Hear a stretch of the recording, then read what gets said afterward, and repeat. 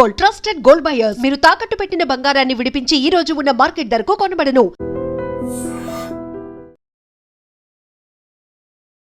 నమస్తే, welcome to I Dream social spotlight with కవిత.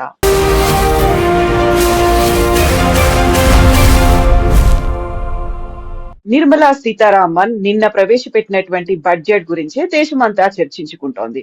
కేవలం దేశం గురించి మాత్రమే ఆలోచించారా, రాష్ట్రాల గురించి ఆలోచించలేదా? అందులోనూ పర్టికులర్ గా ప్రజల గురించి లేకపోతే తీసుకొచ్చేటువంటి సరికొత్త ప్రాజెక్టుల గురించి చర్చ ఎందుకు లేదు? అందులో బడ్జెట్ కేటాయింపులు ఎందుకు జరగలేదు అనే దాని మీద ఇప్పుడు చర్చ జరుగుతోంది. మనతో పాటుగా ఉన్నారు foundation for democratic reforms founder doctor Jayaprakash Narayana గారు. సార్ నమస్తే. సార్ నమస్తే కవిత.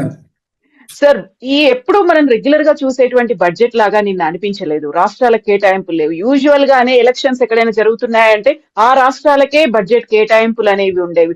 అలా కాకుండా చాలా సాదా సీదాగా ఉంది ఈ బడ్జెట్. కేవలం ఏవో లెక్కలు చెప్పుకుంటూ వెళ్ళిపోయారు తప్ప కేటాయింపులు లేవు అనేది. మీరెలా చూస్తున్నారు సార్ ఈ బడ్జెట్ ని? కవిత, మనం బడ్జెట్ అంటే మనం చూడవలసింది ఒకటి, ఆర్థిక వ్యవస్థ ఎట్లా నిర్వహిస్తున్నారు, ఎంత ఆదాయం వస్తోంది, ఎంత ఖర్చు పెడుతున్నారు, మరి పరిమితి మించి అప్పులు పెరిగిపోతున్నాయా, పిల్లల మీద భారం పెడుతున్నామా, ఆ డబ్బు ఎట్లా వినియోగం చేస్తున్నాము, రేపటి భవిష్యత్తుకి పునాదయం వేస్తున్నాం. ఈ 4 చూడాలి. దాంతోపాటు ఫెడరల్ వ్యవస్థలో మీరు అన్నట్టుగా రాష్ట్రాలకు నిధులు ఏ మేరకు వెళుతున్నాయి అన్నది మనం ఆలోచించాలి.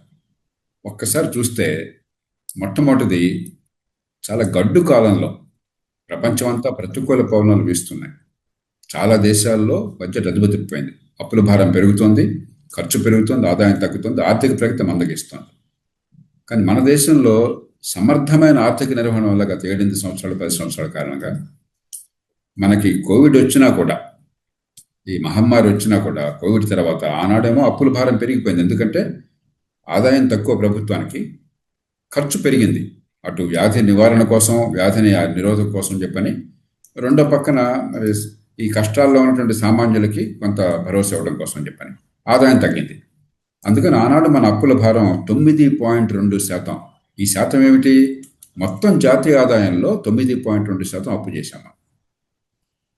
ఆర్థిక మంత్రి నిర్వహణ వల్ల, ప్రభుత్వ నిర్వహణ వల్ల గత 4-5 సంవత్సరాలుగా క్రమక్రమంగా తగ్గుతూ వచ్చి ఈ సంవత్సరం 4.4% పరిమితం చేశారు. వచ్చాడు 4.3%. ఒక 4-5 ఏళ్ల లోపల మొత్తం అప్పుల భారం దేశం మీద బాగా తగ్గే ఏర్పాట్లు చేస్తున్నారు. అంటే గొప్ప విజయాన్ని సాధించారు. మామూలు అంకెలు చెప్పడం తప్ప, అప్పులు పెరగడం తప్ప విజయం సాధించలేదు. తెలంగాణ తీసుకొని, ఆంధ్రప్రదేశ్ తీసుకోండి, ప్రతి సంవత్సరం అప్పుల భారం పెరుగుతోంది, ప్రతి సంవత్సరం లోటు పెరుగుతోంది, అప్పు తీసుకునే మొత్తం పెరుగుతోంది, ద్రవ్య లోటు అని చెప్పటం, ఫిజికల్ డెఫిసిట్, అది పెరుగుతోంది. కానీ జాతీయ స్థాయిలో తగ్గుతోంది. మన పిల్లలకు మంచిది. ఇది మొట్టమొదటి అర్థం చేసుకోవాలి. రెండోది, ఆదాయమో ఖర్చు గురించి మాట్లాడాం. మనం ఏ రకంగా ఖర్చు పెడుతున్నారు? పనికొచ్చే డబ్బా, లేకపోతే ఊరికే దుబారా ఖర్చా? దేశ చరిత్రలో ఎప్పుడు లేని రీతిలో రికార్డు స్థాయిలో పెట్టుబడులు పెంచారు. ఈ సంవత్సరం ఉదాహరణకు ప్రవేశపెట్టిన బడ్జెట్లో మొత్తం కలిపి 17 లక్షల కోట్ల రూపాయల పైచిలకు మౌలిక సదుపాయాలు కావచ్చు, రోడ్లు కావచ్చు, లేకపోతే రైల్వేలు కావచ్చు, ఇవన్నీ ఎక్కడొస్తాయి? ఇవన్నీ ఢిల్లీలో రావట్లా, రాష్ట్రాల్లోనే వస్తున్నాయి. ఇందాక మీరున్న ఉదాహరణ రాష్ట్రాలకు పెట్టుబడులు అని చెప్పని, ఉదాహరణకి 7 హైస్పీడ్ ట్రైన్స్ గురించి మాట్లాడారు. దానిలో 3 తెలుగు ప్రజలకు పనికొచ్చాయి. పూనా నుంచి హైదరాబాద్కి, హైదరాబాద్ నుంచి బెంగళూరుకి, హైదరాబాద్ నుంచి చెన్నైకి. ఎక్కడ వచ్చేది? ఢిల్లీకి పనికి వచ్చేది కాదు, మనకు పనికి వచ్చేది. అటు ఆంధ్రప్రదేశ్కి, తెలంగాణకి. ఎందుకంటే హైదరాబాద్ నుంచి బెంగళూరుకి వెళ్ళి రాయలసీమ నుంచి పోతుంది, హైదరాబాద్ నుంచి చెన్నైకి పోయేది కోస్తాంధ్ర నుంచి పోతుంది. కాబట్టి దానికి వేరే చెప్పక్కర్లా. ఊరికి ఆర్భాటం చేసి ఆంధ్రప్రదేశ్కి ఇచ్చాం, తెలంగాణకి ఇచ్చాం, ఇట్లా ఉండదు. ఇది జాతీయ బడ్జెట్. జాతీయ స్థాయిలో వాళ్ళ బాధ్యతలు వేరు, వాళ్ళ వనరులు వేరు. రాష్ట్రాల్లో బాధ్యతలు వేరు, వనరులు వేరు. దాని తగ్గట్టే ఢిల్లీ నుంచి డబ్బులు వస్తాయి. ఇక తర్వాత చూడవలసింది, జాతీయ స్థాయి నుంచి ఏ మేరకు రాష్ట్రాలకు వస్తుంది. నేను యాక్చువల్ అంకెలు చెప్తున్నాను మీకు. ఈ సంవత్సరం 26,20,769 కోట్ల రూపాయలు రాష్ట్రాలకి ఢిల్లీ నుంచి బదిలీ అవుతుంది. 26 లక్షల కోట్ల రూపాయలు. 74 అంటే ఏం మాట్లాడుతున్నాం మనం? లక్షల కోట్ల రూపాయల చిలపెంకులా కనిపిస్తున్నాయి మనకి. దీనిలో అంటే దాన్ని అర్థం చేసుకోవాలంటే, జాతీయ స్థాయిలో వచ్చేటువంటి పన్నుల వాటాలో 59.6% అంటే 60% రాష్ట్రాలు పెడుతుంది. మొత్తం జాతీయ స్థాయికి వచ్చే పన్నుల ఆదాయంలో 60% రాష్ట్రాలకు పోతుంది. పన్నులు కాకుండా మిగతా ఆదాయం లెక్క పెట్టినా కూడా 56% రాష్ట్రాలకు వెళుతుంది. హ్మ్. మరి దీనిలో అన్ని రాష్ట్రాలు ఇక మరి జాతీయ బడ్జెట్లో మీ ఊరికి ఎంత ఇచ్చాం, మీ జిల్లాకి ఎంత ఇచ్చాం, మీ మండలాకి ఎంత ఇచ్చాం రాస్తారా? అదే మనం చెప్పాల్సింది. కాబట్టి దీనిలో ఏంటంటే విషయం తెలియకుండా ఇక ప్రతికూల పరిస్థితుల్లో అమెరికా వాళ్ళేమో మన మీద 50% టారిఫ్లు వేశారు. ఎగుమతులు అమెరికాకి ఆగిపోయినాయి. మరి ఇది ప్రపంచం అంతా ఒక ట్రంప్ గారి పుణ్యం అత్తరకొత్తలం అవుతోంది. యుక్రెయిన్ యుద్ధం వల్ల కానీ రేపు ఇరాన్లో రావచ్చు, మరో చోట రావచ్చు, ఏమవుతుందని గందరగోళంగా ఉంది. ఈ పరిస్థితుల్లో భవిష్యత్తు పదిలపరచడం కోసం ఏర్పాట్లు చేయాలి. రాబోతున్న కాలం ఆర్థిక ప్రగతి ఏర్పాట్లు చేయాలి. చాలా పకడ్బందీగా ఏర్పాట్లు చేశారు. బడ్జెట్లో కొరతలు లేవు కాదు, నా దృష్టిలో 2 కొరతలు ఉన్నాయి. ప్రభుత్వ రంగ సంస్థలను ప్రైవేటీకరించడం అసలు పెద్దగా పట్టించుకోవట్లేదు. 70 లక్షల కోట్ల రూపాయలు ప్రభుత్వ రంగ సంస్థల్లో మునిగిపోయింది. మన డబ్బు, ప్రజల పన్నుల డబ్బు అక్కడికి పోయింది. మనం ఏమవుతుంది, ఇప్పుడు డబ్బులు లేక పెట్టుబడుల కోసం చెప్పిన అప్పులు చేయాల్సి వస్తుంది. మళ్ళీ ప్రజల మీద భారం పెడుతుంది. దాన్ని ప్రైవేట్ రంగానికి కనుక బదిలీ చేసినట్టయితే డబ్బులు వస్తాయి, సంక్షేమానికి ఖర్చు పెట్టచ్చు, అప్పుల భారం తగ్గుతుంది, పెట్టుబడులకు ఖర్చు పెట్టచ్చు. అంతకు మించి ప్రభుత్వం దగ్గర ఉంటే సరిగ్గా నిర్వహించట్లే, ఏదో మొక్కుబడిగా నిర్వహిస్తున్నారు. అదే ప్రైవేట్ రంగంలో ఉంటే విపరీతంగా మార్కెట్ షేర్ పెరుగుతుంది, టర్న్ ఓవర్ పెరుగుతుంది, లాభాలు పెరుగుతాయి, ప్రభుత్వానికి పన్నులు పెరుగుతాయి, ఆర్థిక వ్యవస్థ పెరుగుతుంది, ఆర్థిక ప్రగతి పెరుగుతుంది, ఉద్యోగాలు కలుగుతాయి. దాని మీద పెద్దగా ఆలోచించట్లా, భయపడుతున్నారు, రాజకీయంగా ఇబ్బందులు అవుతాయని చెప్పాను. రెండవది, చిన్న పట్టణాల మీద గట్టిగా దృష్టి పెట్టాలి. ఆర్థిక మంత్రి గారు చిన్న పట్టణాల గురించి మాట్లాడారు, టైర్ 2, టైర్ 3 సిటీస్ మాట్లాడారు, కానీ పెద్దగా వ్యూహాత్మకంగా గట్టిగా ప్రయత్నం కనిపించలేదు. ఎందుకంటే 90% మన దేశంలో అసంఘటిత రంగంలో నెల జీతం లేని వాళ్ళు, ఉద్యోగ భద్రత లేని వాళ్ళు ఉన్నారు. ఎక్కడికక్కడ ఏ జిల్లాకు ఆ జిల్లా, చిన్న పట్టణాల్లో ఇవాళ కరెంట్ ఉన్నది, కంప్యూటర్లు ఉన్నాయి, డిజిటల్ టెక్నాలజీ ఉన్నది, టీవీ ఉన్నది, రోడ్లు ఉన్నాయి. మనం ఇక్కడ అన్నీ ఇక్కడ హైదరాబాద్ పెట్టాల్సిన అవసరం లేదు, చెన్నైలో పెట్టాల్సిన అవసరం లేదు. ఆ చిన్న పరిశ్రమలు, చిన్న ఆదాయాలు వచ్చి అక్కడ పెట్టేస్తే సంఘటిత రంగంలోకి పెడతారు, మధ్యతరగతి వర్గాలకు తయారవుతారు. దాని మీద కూడా దృష్టి పెంచాలి. కానీ నిజమైన సమస్య రాష్ట్రాల్లో ఉంది. కొన్ని రాష్ట్రాలేమో చాలా జాగ్రత్తగా ఆరోగ్యంగా, ఆర్థిక వ్యవస్థను ఆరోగ్యంగా కాపాడుకుంటున్నాయి. ఉదాహరణ గుజరాత్, మహారాష్ట్ర, ఒరిస్సా, చాలా మేరకు ఉత్తరప్రదేశ్ లాంటి రాష్ట్రాలు. కొన్ని రాష్ట్రాలు ఆర్థిక పరిస్థితి అధ్వానం చేసుకుంటున్నాయి, అప్పుల భారాన్ని పెంచుకుంటున్నాయి, అప్పుల డబ్బంతా కూడా దుబారా ఖర్చు చేస్తున్నాయి, లేదా తాత్కాలికంగా తయారు ఖర్చు పెడుతున్నాయి, ఆర్థిక ప్రగతికి పెట్టుబడి పెట్టట్లా. తెలంగాణ మనం చూసాం, చాలా సంపన్న రాష్ట్రం, ఇవాళ జీతాలు ఇవ్వడం కష్టంగా ఉంది. ఆంధ్రప్రదేశ్లో పెట్టుబడులు ప్రస్తుతం బాగానే ఉన్నా కూడా మరు సదుపాయాలకి మిగతా వాటికి ఆర్థిక పరిస్థితి చాలా అతలకుతలంగా ఉంది. అప్పుల భారం పెరిగిపోతుంది, రోజువారీ ఖర్చు పెరిగిపోతుంది, విపరీతమైన వ్యయాన్ని పెంచేశారు. ఒకళ్ళ మించి ఒకళ్ళు, ఈ పార్టీ ఆ పార్టీ అందరూ కలిసేసి. ఇప్పుడు రాష్ట్రం ఆర్థికంగా ఏమవుతుందో గందరగోళంలో ఉంది. అలాగే మధ్యప్రదేశ్, రాజస్థాన్, పంజాబ్, హిమాచల్ ప్రదేశ్, పశ్చిమ బెంగాల్, కొంతమేర కేరళ, ఇవన్నీ ఆర్థికంగా సంక్షోభం చెప్పుకుంటున్నాయి. కాబట్టి రాష్ట్రాల్లో ఆర్థిక పరిస్థితి బాగు చేయాలి, రాష్ట్రాలు పట్టించుకోవాలి. రెండోది, పరిపాలన మొత్తం రాష్ట్రాల్లో ఉండదు. మంచి విద్య కావాలి, లేకపోతే ఆర్థిక వ్యవస్థలో పాలు పంచుకోలేం, ప్రగతి ఉండదు. విద్య ఎవరు అందించాలి? రాష్ట్రాలు అందించాలి.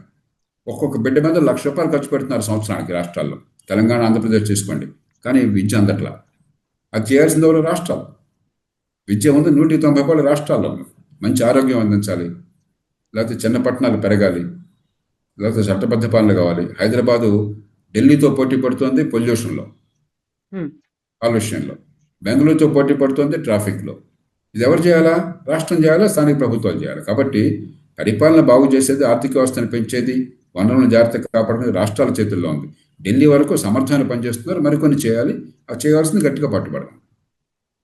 సార్, ఈ బడ్జెట్ గురించి ఇంత విపరీతమైన చర్చ జరుగుతుంది, అందులో పాలిటిక్స్ కూడా ఎంటర్ అయిపోయాయి. మన రాష్ట్రానికి కావలసినటువంటి ప్రత్యేకమైనటువంటి కొన్ని సౌకర్యాలు ఉన్నాయి, ప్రాజెక్టులు ఉన్నాయి, దానికోసం కేంద్రం తరఫున బడ్జెట్ రావాలి, అలొకేషన్స్ అనేవి ఉండాలి, మేము ప్రతిపాదనలు పంపిస్తున్నాము, బట్ మాకు మాత్రం కేంద్రం దగ్గర నుంచి ఒక సానుకూల స్పందన రాలేదు అనే మాట ప్రతి రాష్ట్రం, అందులోనూ కాంగ్రెస్ కూడా ఇది జీరో బడ్జెట్ అనే మాట చెప్తోంది. కవిత, మనకు ఒక ఆనవాయితీ అయిపోయింది దేశంలో. జాతీయ స్థాయిలో బడ్జెట్ని కనుక ప్రవేశపెడితే అధికార పార్టీ వాళ్ళు, జాతీయ స్థాయిలో ఉన్న వాళ్ళు, వాళ్ళకి అనుకూలంతా కూడా బ్రహ్మాండమైన బడ్జెట్ దేశ చరిత్రను మార్చేస్తుంది. ప్రతిపక్షాలు లేదా రాష్ట్రంలో ఆ పార్టీ కాకుండా వేరే పార్టీ అధికారంలో ఉన్నవాళ్ళు చండాల బడ్జెట్ దేశాన్ని నాశనం చేస్తుంది. మళ్ళీ పొద్దున గద్దెలు తారుమారైన అనుకోండి పదవులు, మళ్ళీ వాళ్ళు ఈ మాట వీళ్ళు ఆ మాట చెప్తారు. అలా ఖర్చు చూడాల్సింది. మనం వాస్తవాలు చూడాలి, అంకెలను చూడాలి, వాస్తవాలు చూడాలి, ఫలితాలను చూడాలి. రెండోది, మీకు రాష్ట్రం సంగతి ఇందాక చెప్పాను, ఎన్ని లక్షల కోట్ల రూపాయలు రాష్ట్రాలకు వస్తుందని చెప్పాను. మన రాష్ట్ర భవిష్యత్తు మన చేతుల్లో ఉంది.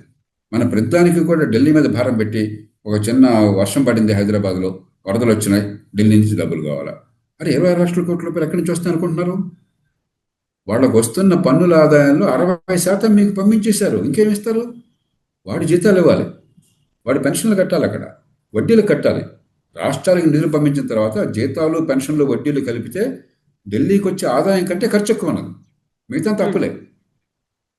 రాష్ట్రాలు మొత్తం దేశంలో ప్రభుత్వాలు పెట్టే ఖర్చులు, ఈ మాట అందరూ అర్థం చేసుకోవాలి. ప్రభుత్వాలు పెట్టే ఖర్చు మొత్తంలో రాష్ట్రాలు 60% రాష్ట్రాలు ఖర్చు పెడుతున్నాయి. 37% ఢిల్లీ ఖర్చు పెడుతోంది. 3% స్థానిక ప్రభుత్వాలు. ప్రపంచంలో స్థానిక ప్రభుత్వాలు ఇంత తక్కువ ఖర్చు ప్రపంచంలో ఎక్కడా లేదు. ప్రపంచంలో రాష్ట్ర ప్రభుత్వాలు ఇంత ఎక్కువ ఖర్చు ప్రపంచంలో ఎక్కడా లేదు. రెండు తప్పే. కాబట్టి ఇదంతా గడుస్తానం తప్ప, బాధ్యత తప్పించుకోవడం తప్ప. ఇది పూర్వం ఏమంటుందంటే, ప్రతి ఏ చిన్న పనికి ప్రణాళిక సంఘం ఆమోదం కావాలి, ప్లానింగ్ కమిషన్ లేదు. దానికి చట్టబద్ధత లేదు, రాజ్యాంగబద్ధత లేదు. ఒక అధికారికంగా ఒక గవర్నమెంట్ ఆర్డర్ ద్వారా దాన్ని ఏర్పాటు చేశారు. ఏం చేయాలన్నా వాడి అనుమతి కావాలి. అట్లాగే ఢిల్లీ నుంచి వచ్చే డబ్బులు ఇష్టం వచ్చినట్టు ఉండేది. 2004, 2005 ఆ ప్రాంతాల దాకా, 1995, 2000 దాకా గందరగోళం, 10వ ఆర్థిక సంవత్సరం దాకా గందరగోళంగా ఉండేది. ఈ పన్నులో ఎంత వాటా, ఆ పన్నులో ఎంత వాటా. ఇప్పుడు అలా కాదు, స్పష్టంగా 41% వాళ్ళకి వచ్చిన పన్ను డబ్బులు మనకు వచ్చేస్తుంది, పారదర్శకంగా వచ్చేస్తుంది. అది మీది ఏం చేసుకుంటారని చెప్పారు. కాబట్టి పద్ధతులు మారినాయి.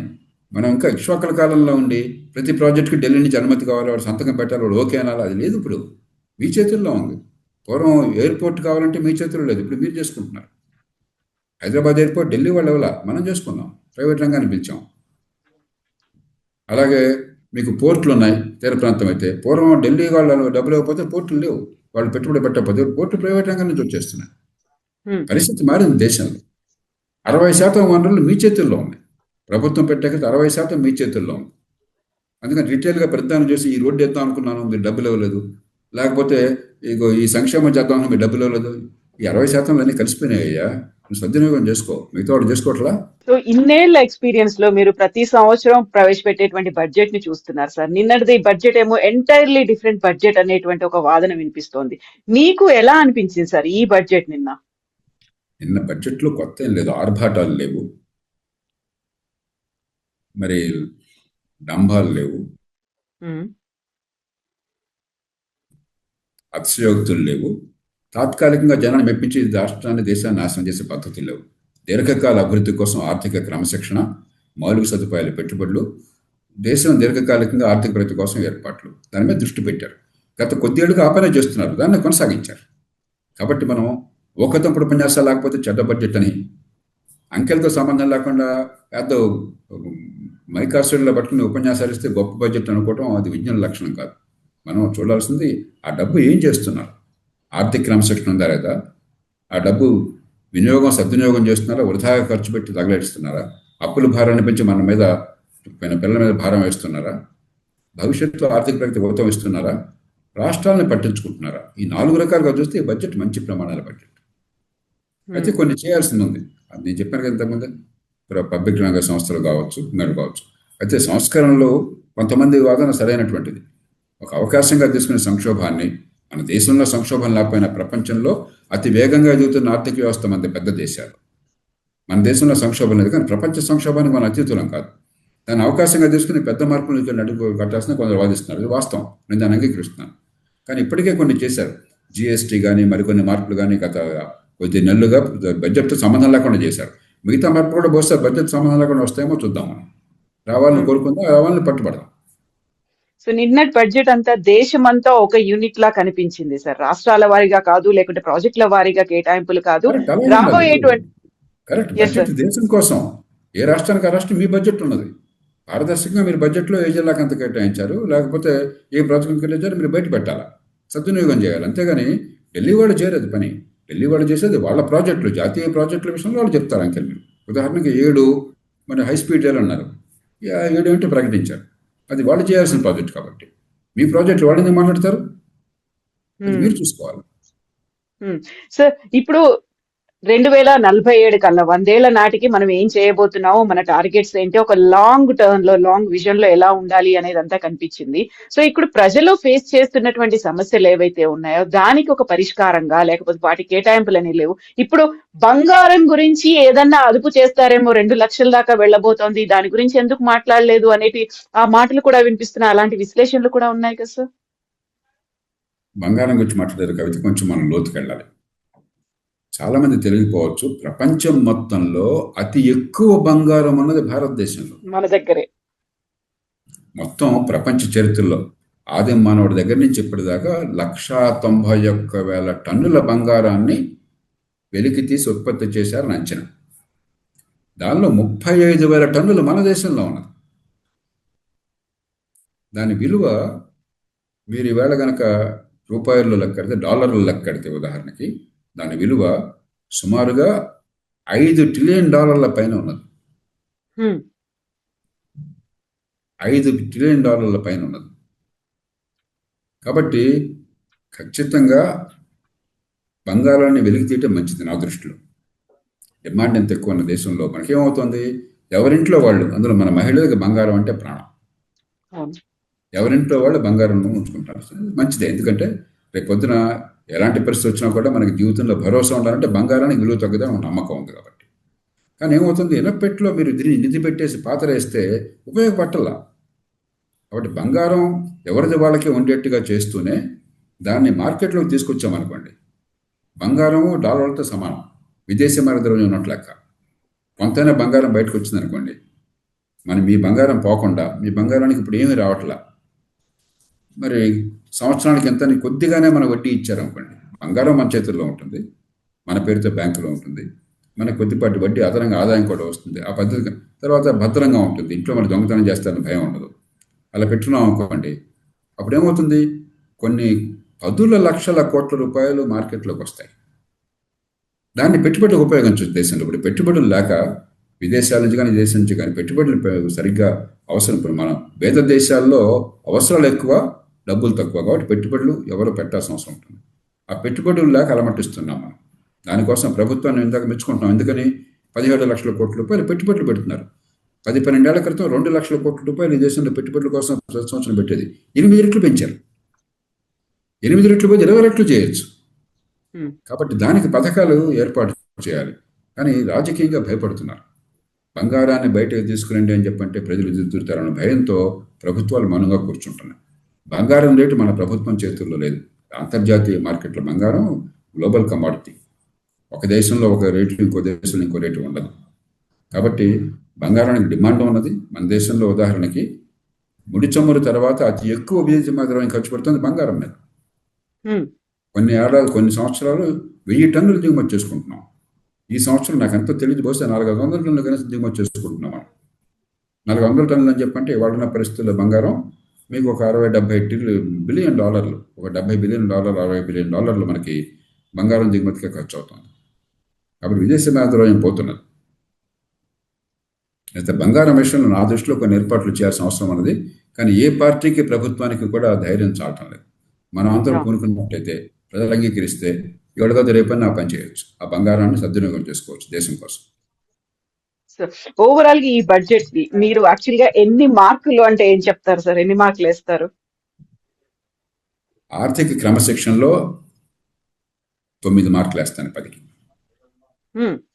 రాష్ట్రాలకు వనరుల పంపిణీలో 9 మార్కులు వేస్తాను.